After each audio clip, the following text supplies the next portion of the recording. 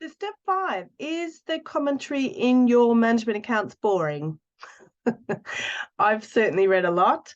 Hi, my name's Alicia. I am currently doing a management account series and how to upgrade your management accounts to prove that you are a good finance leader.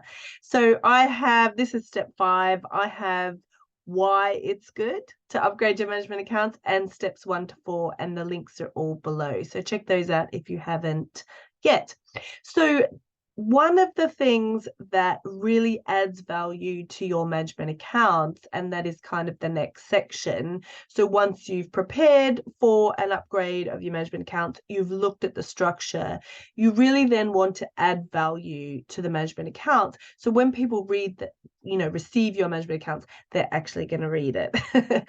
And commentary is the one area that you can add to the numbers. So one thing that I have seen on a regular basis, and no doubt I did this as well, actually, I know I did this as well early in my career, was that when I was writing the commentary, I didn't really understand the business properly. I didn't really know the details of what is going on in the other departments. And therefore, the commentary that I wrote was basically reading the numbers and stating the fact. So a perfect example is revenue is 5% below budget, or revenue is £20,000 below budget, or revenue is £10,000 less than last month.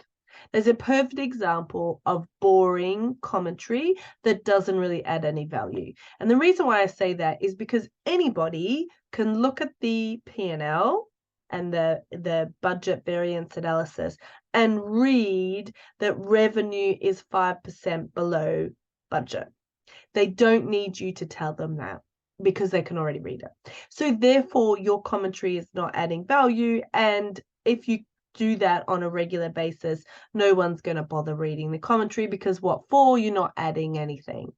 So anyone that is learning how to improve their commentary, I highly encourage them to use the 5 whys method.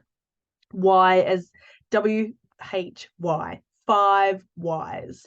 And what you do is you keep asking the question why until you get to the core problem, or the core reason. It's not always a problem, maybe a benefit. The core reason as to why there is a variance, or why the trend is going in one direction or the other.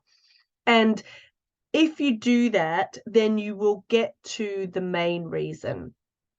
Now, it's worth saying that in order for you to do this, you either have to have developed good business partnership skills already, which I do go through in my courses, or you need to go and investigate.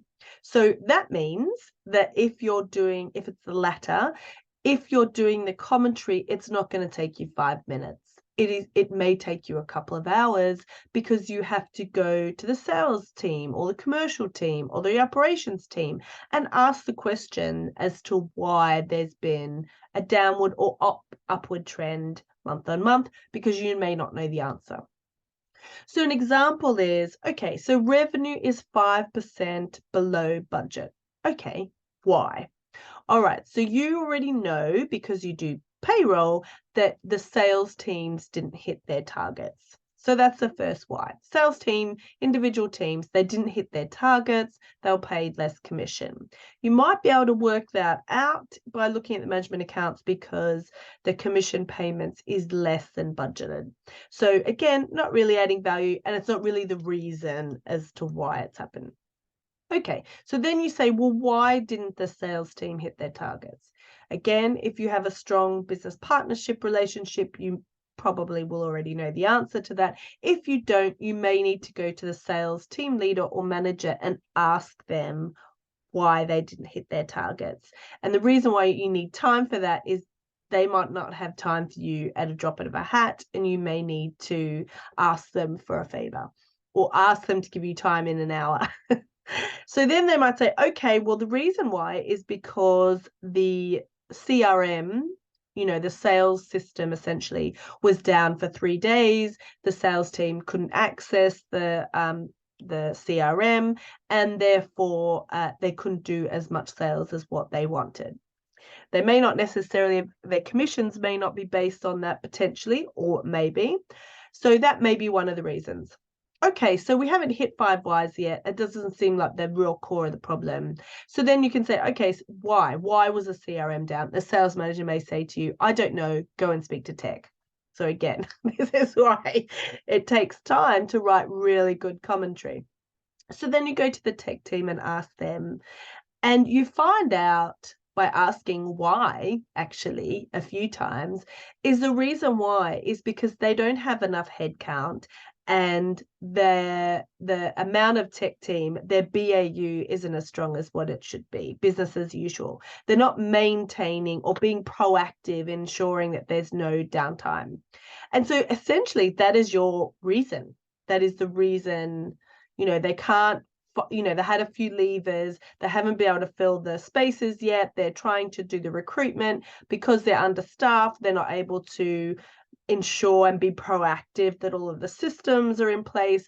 And therefore the CRM went down before they were able to fix the issue because they weren't being able to be proactive, which in turn meant that the sales team weren't able to sell because they didn't have access to any of their contacts. So there is no way that you would be able to work that out by looking at the P&L. You have to, again, either understand the business really well through business partnership, or you have to have asked the questions. So, and that's just one line item, and you need to employ the same kind of investigative understanding and asking those 5 whys for all the other variances. Obviously, some of these variances would show up throughout the P&L. So, for example, commissions missed, lower headcount, lower salary costs in the tech department, so you already know now the reasons as to why those have variances. But you can see how if you spend the actual time and ask 5 whys, that you are actually able to add value to your commentary. So somebody, particularly people who don't really like reading P&Ls, they will probably just read your commentary, and they would understand the business better than what they would if they just read the P&L. So this is why the commentary within your management accounts is really, really important, and the first place to upgrade in order to add value to the business and demonstrate your leadership skills. Hopefully that's useful. I will go into the next step in the next series. Cheers.